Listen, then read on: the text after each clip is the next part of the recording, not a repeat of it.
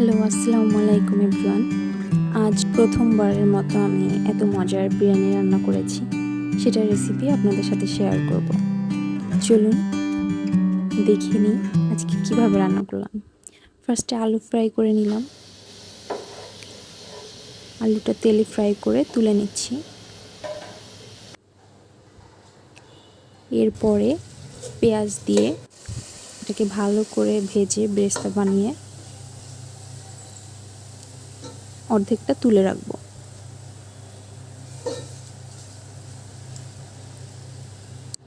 তারপরে রাঁধুনি বিরিয়ানি মশলা দিয়ে এটা ইউজ করলে খুব ভালো হয়। এরপরে ভালো করে বিফগুলো ধুয়ে প্যানে বসিয়ে দিচ্ছি। রাঁধুনি বিরিয়ানি মশলাটা দিয়ে দিলাম।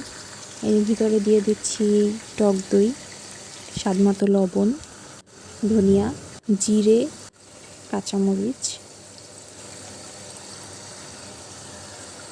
পরিমাণ মতো মরিচের গুঁড়ো।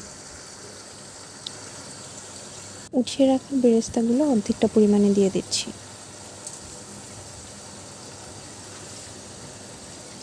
পরে এলাচ দিলাম 4-5টা, দারচিনি, পরিমাণ মতো আদা রসুন বাটা, ভালো করে নেড়ে মিক্সড করে দিচ্ছি। এরপরে দিয়ে দিচ্ছি 1 কাপ গরম দুধ। ভালো করে নেড়ে কষানোর জন্য ঢেকে দিচ্ছি।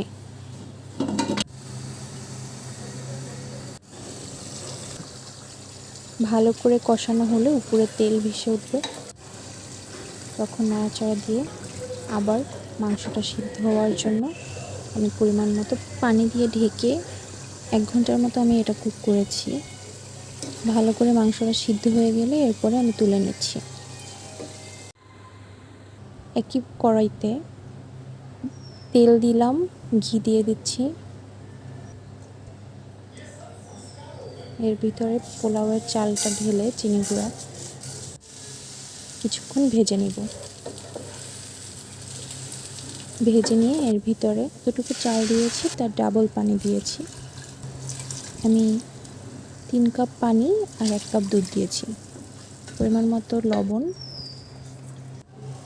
দিয়ে ভালো করে নাড়াচাড়া করে যখন পানিটা টেনে গেল, এরপরে আমি চুলার আঁচটা কমিয়ে একটু দমে রেখে চালটাকে ভালো করে সিদ্ধ করে নিয়ে এর ভিতরে বিফটা দিয়ে দিই।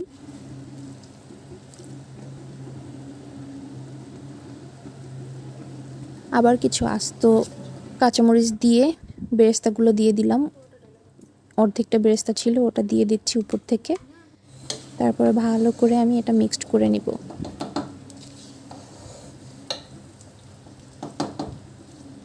ভালো করে মিক্সড করে এটাকে আমি অল্প আঁচে চুলার উপরে রেখে দিব আধা ঘন্টার মতো। আমি নিচে একটা তাওয়া দিয়ে নিয়েছি, তো নিচে না লেগে যায় এজন্য।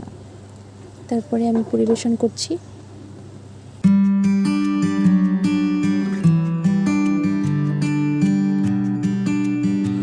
খুবই ঝরঝরে আর সুন্দর হয়েছে। এভাবে করে ফার্স্ট টাইম আমার এভাবে বিরিয়ানি রান্না করা খুবই মজার হয়েছে, আলহামদুলিল্লাহ। আপনারা চাইলে বাসায় ট্রাই করতে পারেন। আমি আবার সুন্দর করে একটু সাজিয়ে পরিবেশন করতে চাচ্ছিলাম, কিন্তু ততটা সুন্দর করে পারিনি গুছিয়ে। তাও যেটা করেছি আলহামদুলিল্লাহ। আমার ভিডিও ভালো লাগলে অবশ্যই লাইক করবেন, কমেন্ট করবেন, জানাবেন কেমন লাগছে। সবাই ভালো থাকবেন। আল্লাহ হাফেজ। নেক্সট ভিডিওতে আবার দেখা হবে।